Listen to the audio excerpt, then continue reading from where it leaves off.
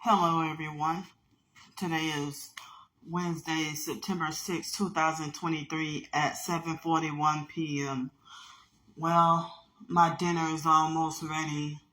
I'm going to have Salisbury steak and rice for today and the next 2 days for dinner. So, I don't have a whole lot of food up in here, but, I said on both TikTok and YouTube the things I need help with. So late tomorrow morning, I have some things to do. And so today I basically, I didn't do that really much of any cleaning or organizing today, but so far I had a peaceful day. And, it wasn't 100% peaceful, but overall peaceful day, And so I wrote one short story. I was trying to work on 3 short stories for the day, but so far I did 1. I don't know if I might do a second one today because last night, for some reason, I didn't get enough sleep.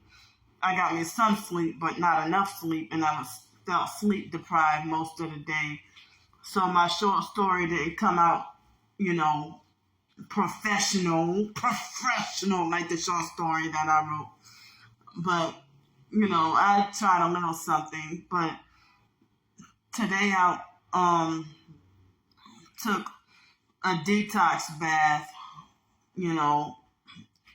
I guess off the first time in a long time, all the crud and filth would not come off of me or come out of me, but maybe after a few more times. But, I'm thankful and glad that I was able to get me a detox bath. So, after the detox bath, I don't remember what else I did, but I'm pretty sure I just stayed preoccupied all day. But I don't think I stepped foot out the front door,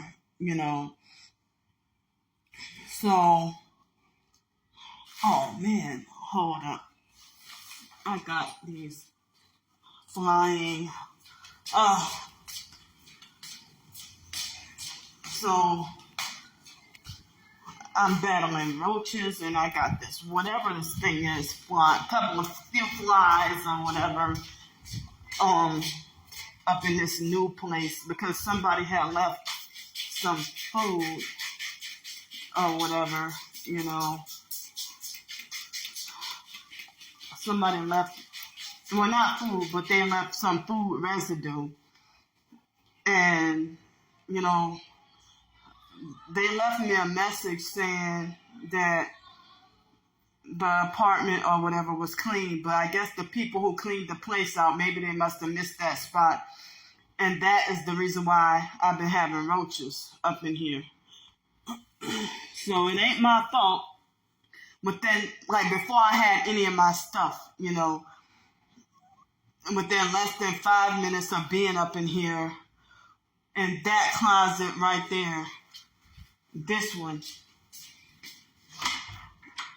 closet it was nothing in here, and I saw there was a roach at the top up there. So, good thing I had some peppermint oil. I just need to get a mop, broom, dustpan. I need to get curtains.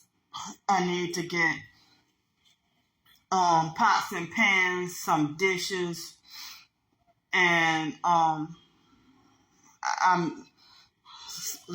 feeling scared about how am I gonna pay the rest of my bills and other obligations that I need,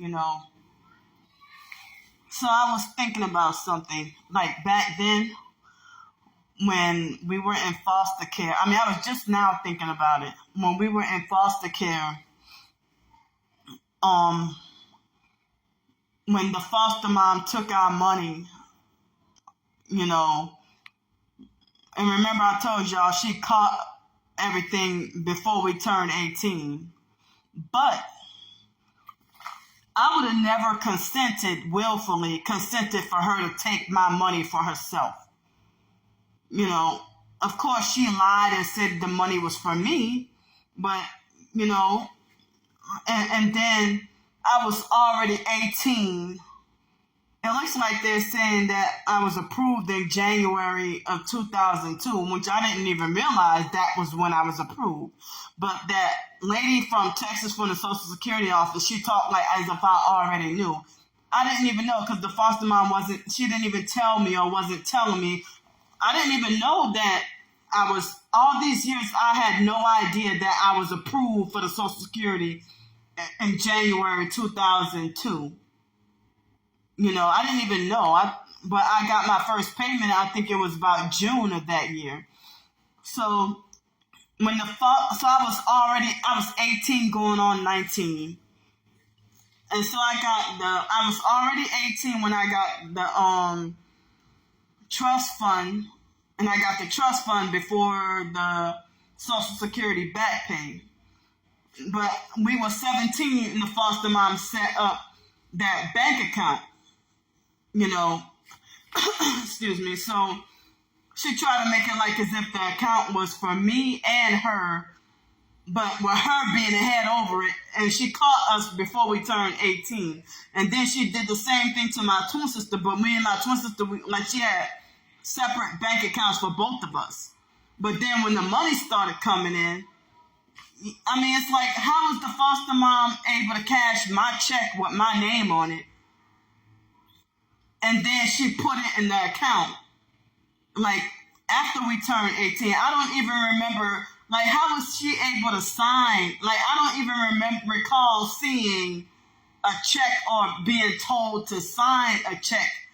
Like, for the trust fund check, she said that the trust fund check was supposed to be put in a certificate of deposit, a CD. But then the Social Security back pay, she said that she was supposed to put that in a savings bond. Now, like, why won't you give me my money? You know, she didn't even give me my back pay money. $5,499 for the that trust fund check, and then $3,946 for the Social Security back pay check. And so, you know, I